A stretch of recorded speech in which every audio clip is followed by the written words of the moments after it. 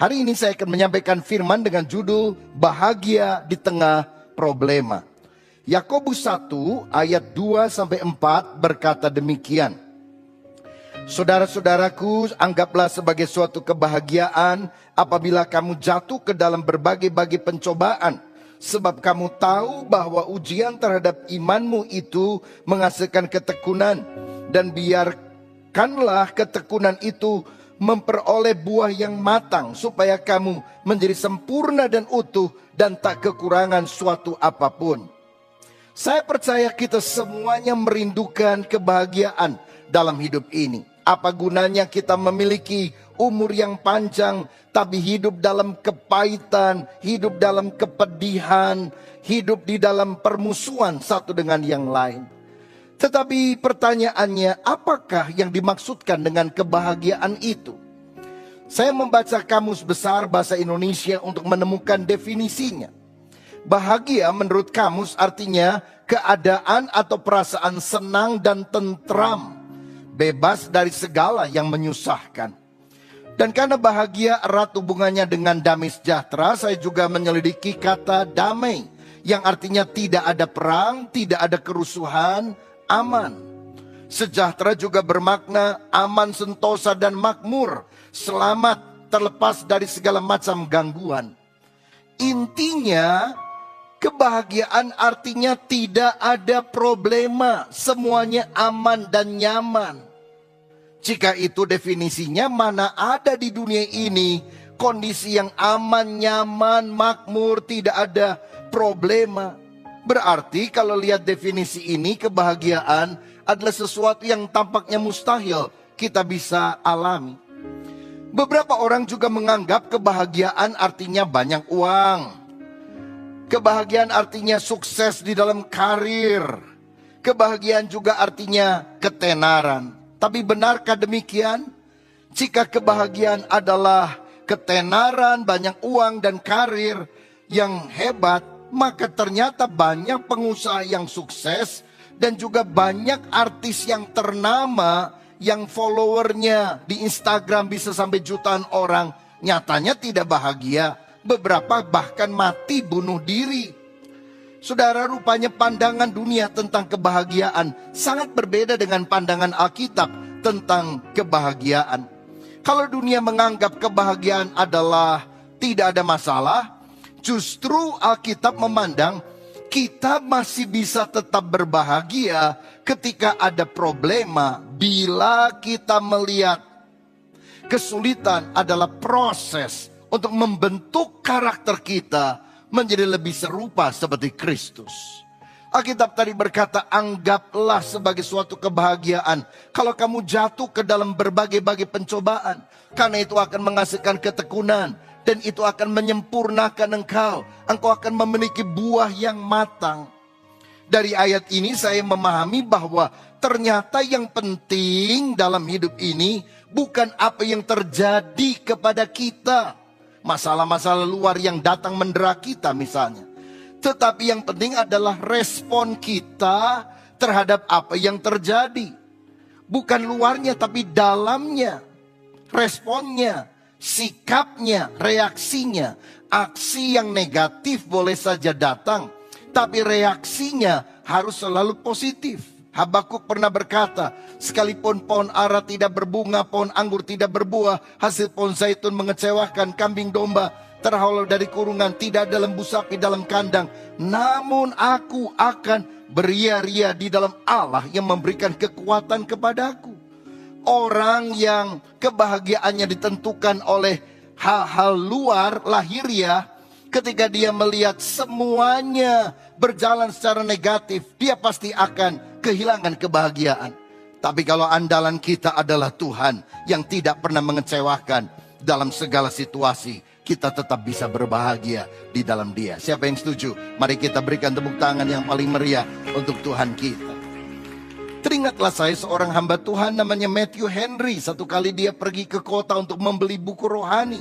Waktu dia mau bayar, dia kaget ternyata dompetnya dicopet orang. Dia nggak jadi beli, dia pulang ke rumah dan dia berdoa, Tuhan, hari ini saya kecopetan. Tapi saya tetap bersyukur karena yang pertama, cuma dompet saya yang dicopet, nyawa saya masih utuh. Kedua, saya bersyukur karena baru sekali saya kecopetan, nggak terus-terusan. Dan yang ketiga yang paling saya syukuri, untung saya yang dicopet, bukan saya yang jadi tukang copetnya. Artinya apa? Aksi yang negatif bisa datang, tapi pilihan yang dia buat adalah respon yang baik. Perkara-perkara yang datang di luar tidak menyenangkan, tetapi aku memilih untuk tetap bersyukur, bersukacita di dalam segala keadaan. Karena itulah di dalam Filipi 4 ayat 4, Paulus berkata, bersukacitalah senantiasa di dalam Tuhan. Sekali lagi kukatakan kepadamu, bersukacitalah. Saudara tahu pada waktu dia ngomong sukacita ini, dia bukan sedang berada di pinggir pantai sambil santai dan makan sate. Tapi dia berada di dalam penjara karena pemberitaan Injil. Tapi kenapa dia bisa berkata bersukacitalah walaupun kondisinya tidak nyaman? Karena ayat 7 dia bilang, damai sejahtera Allah yang melampaui segala akal akan memelihara hati dan pikiranmu dalam Yesus Kristus.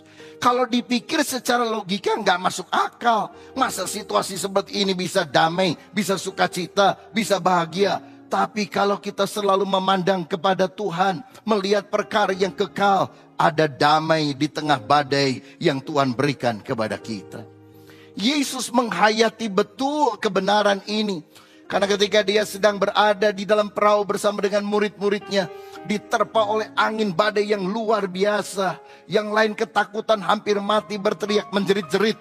Apa yang dilakukan oleh Yesus? Dia tidur di buritan. Saudara, ini bukan damai karena tidak ada badai. Ini damai di tengah badai. Kenapa Yesus bisa tidur? Karena dia tahu Bapa Surgawi memelihara dia dengan sempurna. Kalau belum waktunya Tuhan, saya mau katakan selembar rambut tidak akan jatuh dari atas kepala kita. 1000 bisa rebah di sebelah kiri, 10.000 rebah di sebelah kanan, kita akan tetap berdiri oleh anugerah Tuhan. Saudara, kita harus percaya Bapa Surgawi mengendalikan semuanya. Sehingga kita bisa tetap tenang, teduh, berbahagia di tengah badai kesulitan. Pertanyaan pentingnya sekarang bagi kita yang berada di dalam masa pandemi semacam ini. Bisakah kita berbahagia ketika krisis kesehatan karena COVID-19, ketika krisis ekonomi, ketika krisis sosial sedang melanda dan mencengkram dunia? Bagi dunia jawabannya tidak bisa. Karena bahagia artinya tidak ada problema. Dan itu sesuatu yang tidak mungkin. Tapi bagi kita anak-anak Tuhan, bisakah kita berbahagia di tengah masa pandemi ini? Jawabannya adalah tegas, ya. Kalau kita yakin kebahagiaan sejati itu bisa kita alami melalui 4 hal ini. Yang pertama, kebahagiaan sejati dialami bila kita bisa bersyukur. Kondisi luar mungkin tidak terlalu nyaman. Tapi kalau kita tetap bisa bersyukur, kita tidak akan kehilangan kebahagiaan. Amin saudara. 1 Tesalonika 5 ayat 18 berkata, mengucap syukurlah di dalam segala hal. Sebab itulah yang dikehendaki Allah di dalam Kristus Yesus bagi kamu. Mengucap syukur dalam segala hal. Bukan karena segala hal. Bedakan hal ini. Kita tidak mengucap syukur karena dirampok orang. Kita tidak mengucap syukur karena usahanya bangkrut. Kita tidak mengucap syukur karena sakit keras. Kita mengucap syukur dalam segala kondisi. Walaupun saya sedang mengalami kesulitan, penyakit, tantangan, masalah. Dalam situasi itu, ketika aku tetap bergantung kepada Tuhan, aku tetap bisa bersukacita dan mengucap syukur. Saudara-saudara, orang yang bersyukur artinya bisa menerima situasi yang buruk tanpa kehilangan harapan. Ini seperti yang dialami Ayub ketika 10 anaknya mati, seluruh hartanya habis. Dia berkata, dengan telanjang aku keluar dari kandungan ibu, dan dengan telanjang pula aku akan kembali ke dalamnya. Tuhan yang memberi, Tuhan yang mengambil, terpujilah nama Tuhan. Dalam kesemuanya itu, Ayub tidak berbuat dosa dan tidak menuduh Allah berbuat yang kurang patut.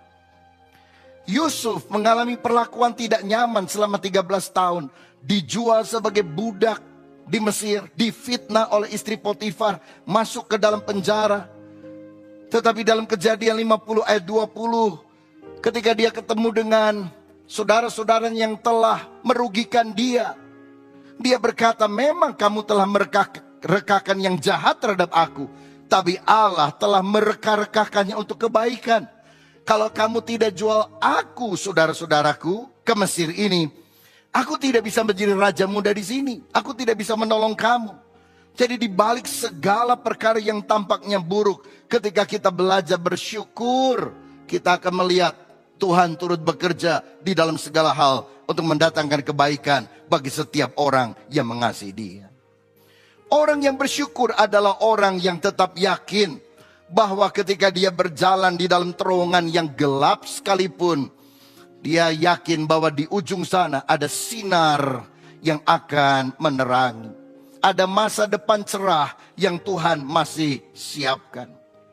Saudara, orang yang bahagia itu bukanlah orang yang selalu tersenyum, selalu tertawa-tawa setiap hari.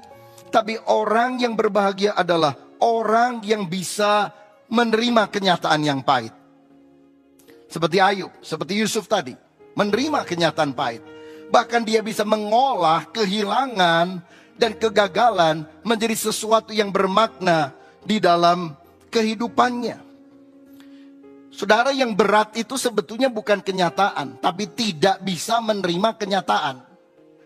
Kalau misalnya ada orang diputusin sama pacarnya, waduh, ini kenyataan yang pahit. Dia nangis terus, dia malah mau mati bunuh diri. Bukankah itu lebih menyakitkan? Tapi walaupun dia hancur hati, pedih hati karena diputusin pacarnya atau usahanya gagal, dia bisa nangis, dia bisa sedih untuk sementara waktu, sebentar. Tapi move on. Dia harus bergerak maju karena dia tahu bahwa tidak selamanya kesulitan itu ada. Tuhan tetap memberikan masa depan yang baik bagi setiap orang yang percaya. Thomas Alva Edison dikenal sebagai orang yang mengalami ratusan kali kegagalan. 999 kali gagal di dalam usaha menemukan bola lampu pijar. Hanya sekali yang berhasil. Tapi dia tidak putus asa.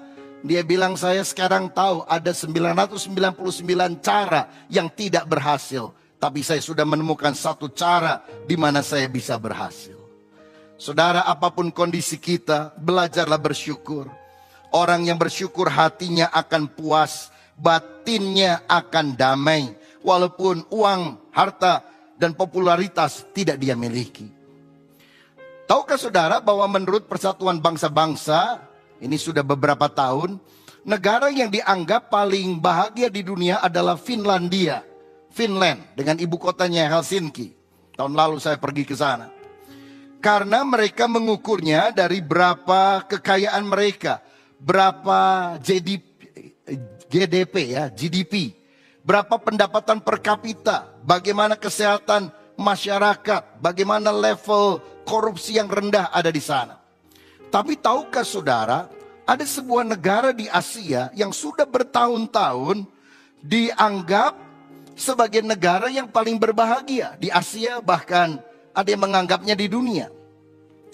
Dan cara penghitungannya berbeda dengan yang dilakukan oleh PBB. Tidak mengukur berapa kekayaan orang. Pemerintah yang melakukan angket, survei, dan menyatakan apakah mereka bahagia. Dan ternyata 91% dari penduduk negara itu mengatakan mereka bahagia, bahkan sangat bahagia. Yang dihitung bukan GDP per kapita, Gross Domestic Product, tapi GNP Index, yaitu Gross National Happiness. Jadi di sana itu ada pelayanan ministry untuk menyelidiki apakah orang bahagia, happy enggak di negara tersebut. Bhutan adalah negara tersebut. Terletak di pegunungan Himalaya dan mereka tidak mengukur kebahagiaan dari kekayaan, tidak mengukur kesuksesan itu dari berapa banyaknya uang yang dihasilkan dalam bisnis. Tapi apakah bisnis ini bisa digunakan untuk menolong orang lain atau tidak? Bisa bantu yang kekurangan? Tidak. Mereka adalah negara yang memiliki rasa persaudaraan yang sangat baik, rukun, tidak ada diskriminasi. Mereka memiliki kecintaan kepada alam, tidak suka membabat hutan, merusak lingkungan. Dan mereka adalah negara yang sangat menekankan atau menjunjung tinggi kesederhanaan di dalam hidupnya. Dari sini saya belajar satu hal. Bahagia itu ternyata sederhana, jangan dibikin ribet. Bahagia itu bukan berarti kalau kita punya baju bagus, mobil mewah, tas mewah, sepatu branded. Tetapi bahagia itu adalah kalau kita masih diberi anugerah oleh Tuhan untuk hidup dan bisa menikmatinya, bisa mengucap syukur. Kalau hari ini kita bisa bernafas, masih bisa beribadah, memuliakan nama Tuhan, Tuhan baik. Belajarlah bersyukur kepada Dia, karena itulah kunci dari kebahagiaan. Siapa yang setuju dengan saya? Berikan kemuliaan yang paling meriah untuk Tuhan kita. Yang kedua, kebahagiaan sejati itu tetap kita bisa miliki, bahkan di tengah problema, bila kita bisa mencukupkan diri. Filipi 4 ayat 11 dan 12, Paulus berkata, "Kukatakan ini bukanlah karena kekurangan, sebab aku telah belajar mencukupkan diri dalam segala keadaan. Aku tahu apa itu kekurangan dan aku tahu apa itu kelimpahan. Dalam segala hal dan dalam segala perkara, tidak ada sesuatu yang merupakan rahasia bagiku, baik dalam hal kenyang maupun dalam hal kelaparan." Paulus berkata, aku pernah kenyang, hidup dalam kemewahan, aku juga pernah hidup di dalam kekurangan, tetapi aku tetap bahagia. Karena aku sudah menemukan kuncinya, belajar mencukupkan diri. Hidup berpada dengan apa yang ada, tidak besar pasak daripada tiang.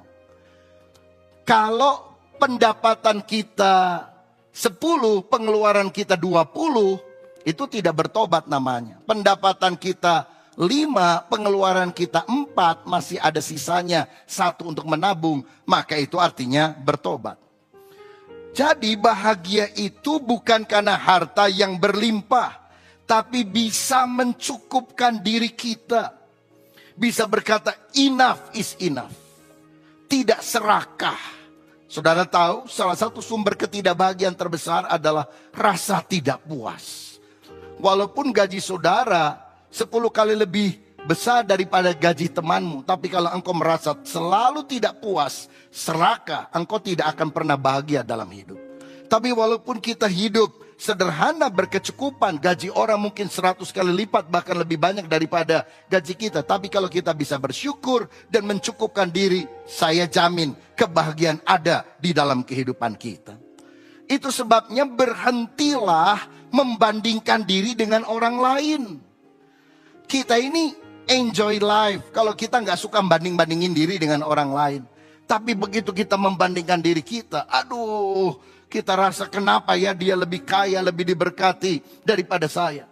Jadi kalau saudara yang suka mengamat-ngamati Facebook orang lain, Instagram orang lain, wah dia punya sepeda Brompton 100 juta, kok saya sepedanya karatan semua ya. Saudara sekalian, kalau kita pikir, wah orang lain kok sekarang ini masih bisa jalan-jalan ya. Ada yang ke Bali, kemana. Saya udah 4 bulan terkurung di rumah.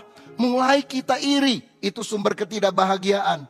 Matiin itu Facebook. Gak usah punya akun di Instagram kalau saudara hatinya model semacam itu. Jangan suka bandingkan diri kita dengan orang lain. Tiap orang punya berkat yang berbeda. Tiap orang juga punya masalah yang berbeda. Belajar mencukupkan diri dengan apa yang ada. Amin saudara. Nah hari-hari ini kita harus membedakan antara kebutuhan hidup dan gaya hidup. Kebutuhan hidup itu esensial. Misalnya makanan itu esensial, itu kebutuhan hidup.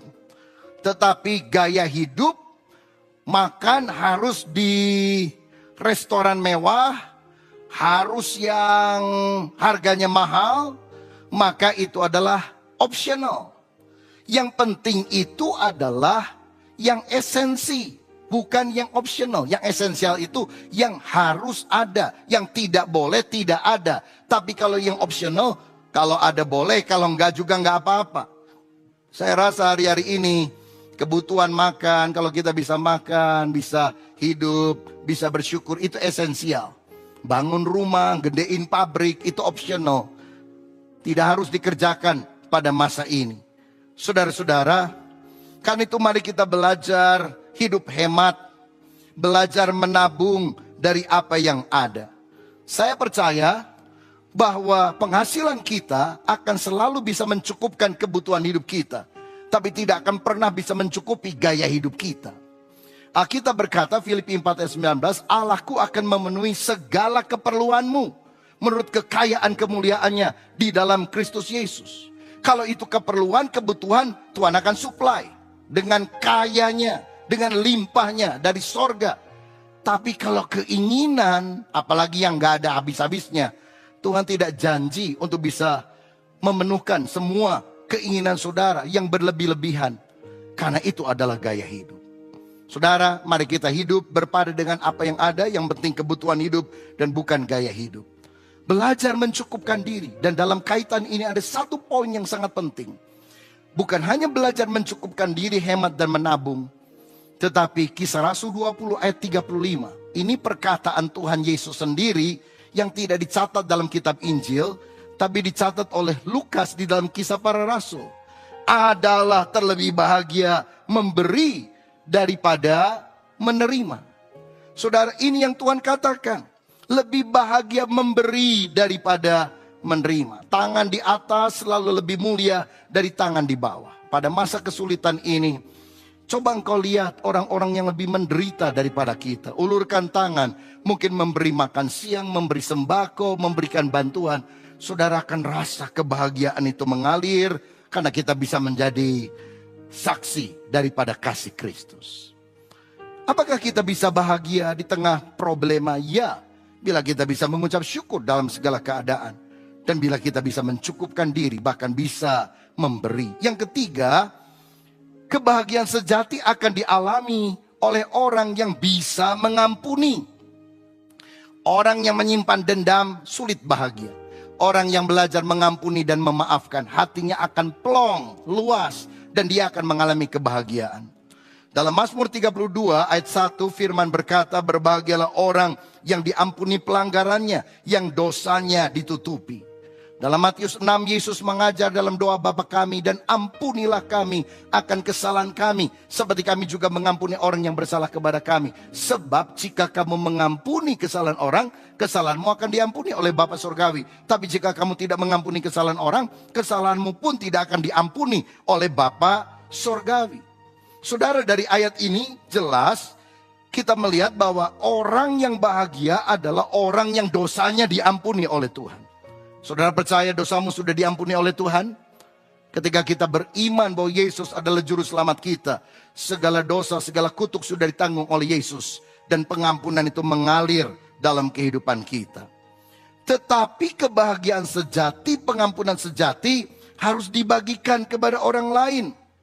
Dan wujudnya bahwa kita benar-benar diampuni Tuhan adalah kalau kita dimampukan untuk mengampuni orang lain. Dengan kata lain, kalau kita tidak mau mengampuni orang lain, itu adalah tanda yang jelas bahwa kita tidak pernah menerima kasih Allah.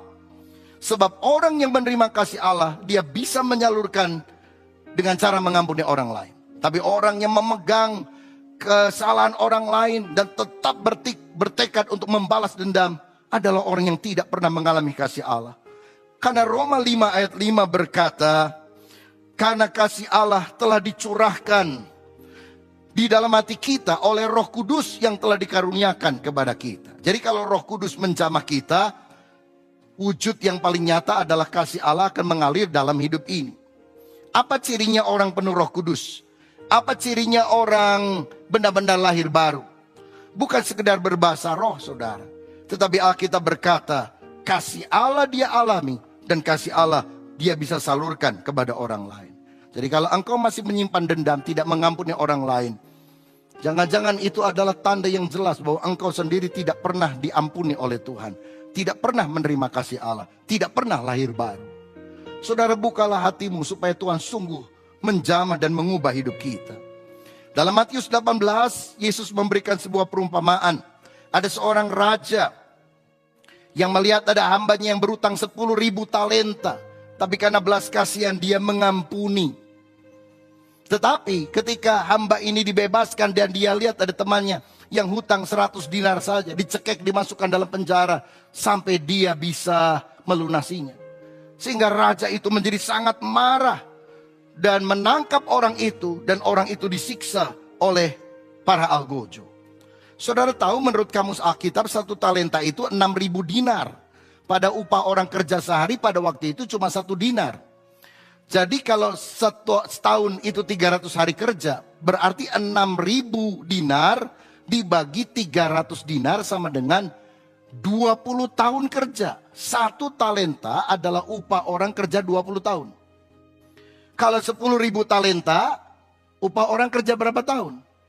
20 dikali 10.000, 200.000 tahun. Jadi kalau dia kerja rodi untuk melunasi hutangnya harus 200.000 tahun. Gak mungkin artinya, karena gak ada orang yang hidup sepanjang itu. Kenapa Tuhan pakai contoh ekstrim ini? Dia ingin menunjukkan dosamu begitu banyak, tidak mungkin diampuni oleh amal kebaikanmu. Tapi aku mengampuni kamu karena anugerah, karena kasih karunia. Tapi ketika kita lihat ada orang yang cuma utang 100 dinar, mungkin upah orang kerja hanya 4 bulan, kita masukkan di dalam penjara. Bukankah kita orang yang sangat jahat? Jadi kalau kita tidak mau mengampuni kesalahan orang lain, kita adalah orang yang tidak sadar betapa banyaknya dosa kita yang telah diampuni oleh Tuhan. Sehingga dia disiksa oleh para algojo. Orang yang menyimpan kepahitan, dendam tidak akan pernah bahagia. Dia akan gelisah, dia akan sakit-sakitan. Benci sama tetangga, bisa migrain. Berantem sama mertua, bisa sakit jantung. Suka jelek-jelekin pendeta, bisa kanker. Bahaya saudara sekalian. Karena itu kalau saudara mau bahagia, belajarlah memberi maaf. Belajarlah melepaskan pengampunan. Bahagia terjadi bukan karena kita tidak pernah bertemu dengan orang yang menjengkelkan dan mengecewakan. Tapi bisa memaafkan mereka. Manusia sulit itu makin lama makin banyak. Pernah ketemu orang sulit? Saudara baik sama dia, dia jahat sama saudara. Saudara doain dia, dia fitnah kita. Sampai kita bingung, ini orang maunya apa? Dan kita pikir ini alat setan ini. Tapi ternyata dia, manusia sulit itu bukan alat setan. Alat Tuhan. Untuk membentuk karakter kita supaya lebih sabar, lebih pemaaf, lebih mengampuni orang yang bersalah kepada kita. Dan biasanya manusia sulit di mana-mana cirinya sama. Panjang umur, saudara. Sehingga kita cukup lama bersama dengan dia di atas muka bumi. Lalu mungkin saudara berkata, Tuhan kenapa orang model gini gak mati-mati ya? Yang baik-baik kok cepat mati, yang jengkel ini nih panjang umur. Karena dia alat Tuhan untuk memproses kita. Supaya karakter kita yang tidak baik disingkirkan. Karena kita belajar berespon yang positif. Yesus, saya tahu dia orang yang paling bahagia di dunia. Tapi ketika dia disalib, dia belajar mengampuni orang yang menyalibkan dia. Bapa, ampunilah mereka, karena mereka tidak tahu apa yang mereka perbuat. Bahkan orang yang menderita bagi Kristus bukanlah orang yang tidak berbahagia. Para rasul ketika dianiaya dan kemudian diancam untuk tidak bisa memberitakan Injil lagi, mereka pulang setelah dilepaskan, dan Alkitab berkata, mereka bergembira karena mereka dianggap layak menderita bagi Kristus. Respon kita seperti Yesus miliki, ampunilah mereka. Saudara, kalau ada kepahitan dalam hatimu, tinggalkan. Karena itu akan merugikan kita. Dan yang terakhir, kebahagiaan sejati bisa kita peroleh bila kita bisa mengenal Tuhan. Dalam Yeremia 9 ayat 23, 24, firman berkata, jangan orang bijaksana bermegah, artinya membanggakan kebijaksanaannya. Orang kuat jangan membanggakan kekuatannya. Orang kaya jangan bermegah, jangan membanggakan kekayaannya. Tapi kalau saudara mau bangga karena satu hal ini, karena engkau mengenal Tuhan. Jadi orang yang bahagia adalah bukan kenal presiden, bukan kenal konglomerat, tapi mengenal Tuhan. Kenapa mengenal Tuhan adalah kunci kebahagiaan? Karena mengenal Tuhan menyebabkan kita mengalami hidup yang kekal. Yohanes 17 ayat 3, inilah hidup yang kekal itu, yaitu bahwa mereka mengenal Engkau, satu-satunya Allah yang benar, dan mengenal Yesus Kristus yang telah Engkau utus. Mengenal Tuhan mendapatkan keselamatan kekal. kerajaan sorga yang baka buat kita sekalian. Apa gunanya seorang memperoleh seluruh dunia, tapi akhirnya dia mati binasa? Saudara boleh jadi konglomerat paling kaya di Indonesia, tapi nggak percaya Yesus, mati masuk neraka. Apakah itu kebahagiaan? Tentu bukan. Lukas 10 ayat 20. Jangan bersuka cita karena setan-setan tunduk kepadamu, tapi bersukacitalah karena namamu tercatat, terdaftar di dalam sorga. Saudara, percayalah kepada Yesus. Bukalah hatimu untuk menjadikan dia sebagai Tuhan dan Juru Selamat. Khususnya bagi saudara yang mengikuti ibadah online ini. Kalau engkau takut mati, takut akan masa depan, saya mau tawarkan Yesus Kristus adalah solusi untuk masalah kehidupanmu. Karena ketika engkau mengenal Yesus, engkau dijamin memperoleh hidup kekal sampai selama-lamanya. Karena dia telah mengampuni segala dosa dengan menanggungnya di atas kayu salib. Dan tahukah saudara, orang yang sungguh mengenal Yesus dan mengasihi Yesus tidak akan berdiam diri. Dia akan memperkenalkan Yesus kepada orang lain. Paulus adalah orang yang berbahagia walaupun di dalam penjara, karena ia tetap bisa memberitakan Injil. Dia pernah berkata, justru karena aku di penjara ini, aku bisa memberitakan Injil. Dan semua orang tahu bahwa aku di penjara karena Kristus. Bahkan akhirnya kepala penjara Filipi itu diinjili dan bertobat. Kalau Paulus nggak di penjara karena pemberitaan Injil, bagaimana dia ketemu dengan kepala penjara dan keluarganya memberitakan Injil sampai mereka dibaptis? Saudara-saudara, jadi kita akan mengalami kebahagiaan. Bukan kalau makan enak, tidur nyaman, kalau mobil mewah. Bukan itu yang paling utama. Tapi kalau kita bisa memberitakan Injil. 1 Korintus 9 ayat 16. Paulus berkata, celakalah aku jika aku tidak memberitakan Injil. Memberitakan Injil adalah sebuah keharusan.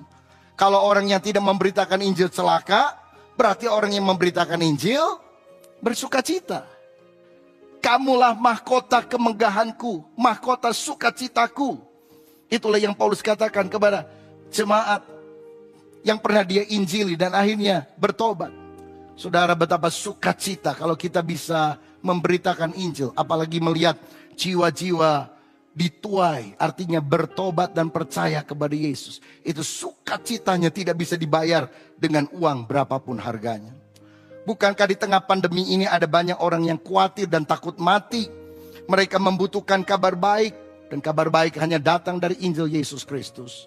Maukah saudara menjadi orang yang paling bahagia di dunia?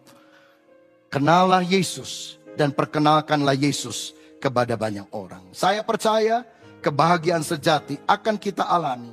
Yang pertama, kalau kita bisa bersyukur. Yang kedua, kalau kita bisa mencukupkan diri dalam segala keadaan. Yang ketiga, kalau kita bisa mengampuni orang yang bersalah kepada kita. Dan yang terakhir, kalau kita bisa mengenal Tuhan dan memperkenalkan Tuhan kepada banyak orang. Tuhan Yesus memberkati kita. Amin. Mari kita berdiri bersama-sama. Kita siapkan roti dan anggur, karena kita akan masuk dalam perjamuan kudus. Tapi kita nyanyikan dulu sebuah lagu. Yesus sukacitaku, Yesus kekuatanku, penolong dalam kesesakan. Kau sangat terbukti, hatiku bersuka memuji namamu, jiwaku bermegah. Ku angkat tanganku, apapun yang terjadi dalam keadaanku, sukacitaku hanya di dalammu. Sekali lagi, Yesus sukacitaku, Yesus sukacitaku, Yesus kekuatanku, penolong dalam kesesakan. menolong dalam kesesakan. Kau sangat terbukti, hatiku bersuka memuji namamu, jiwaku bermegah. Ku angkat tanganku, apapun yang terjadi dalam keadaanku, sukacitaku hanya Dia. Sukacitaku Tuhan, sukacitaku Tuhan, tak ditentukan oleh keadaanku dan masalahku.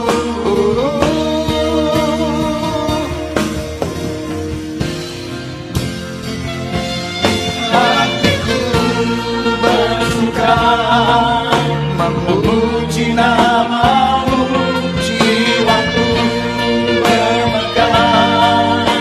Ku angkat tanganku, apapun yang terjadi dalam keadaanku, sukacitaku hanya Di-Dalam-Mu. Mari kita siapkan roti. Masker saudara boleh turunkan sebentar. Dan setelah selesai kita langsung pakai lagi. Bapa, kami bersyukur karena kami percaya Engkau sudah mati bagi kami, menebus dosa kami, memberikan kebahagiaan yang di luar jangkauan pemikiran akal manusia. Damai sejahtera ku berikan bagimu, kata Yesus. Damai sejahtera yang kutinggalkan tidak seperti yang diberikan oleh dunia ini. Janganlah gentar dan gelisah hatimu. Apakah saudara percaya roti yang sudah diberkati ini adalah tanda persekutuan dengan tubuh Tuhan Yesus Kristus yang dipecahkan karena dosa-dosa kita? Amin. Kita makan dalam nama Tuhan Yesus Kristus.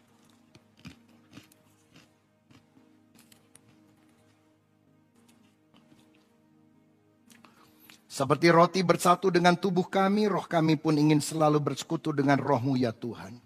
Sekarang siapkan cawan anggur. Darah Yesus menyucikan. Bilur Yesus sanggup menyembuhkan segala macam penyakit saudara. Kita ditebus oleh karena kuasa darahnya. Apakah saudara percaya anggur yang diberkati ini adalah tanda persekutuan dengan darah Tuhan Yesus yang telah dicurahkan untuk menebus dosa-dosa kita? Amin. Kita minum dalam nama Tuhan Yesus. Haleluya. Silahkan pakai masker lagi. Haleluya. Syukur Tuhan. Hamba Tuhan yang akan menyampaikan pengumuman. Silahkan maju berdoa buat kita. Haleluya. Haleluya. Engkau baik Tuhan. Haleluya. Terima kasih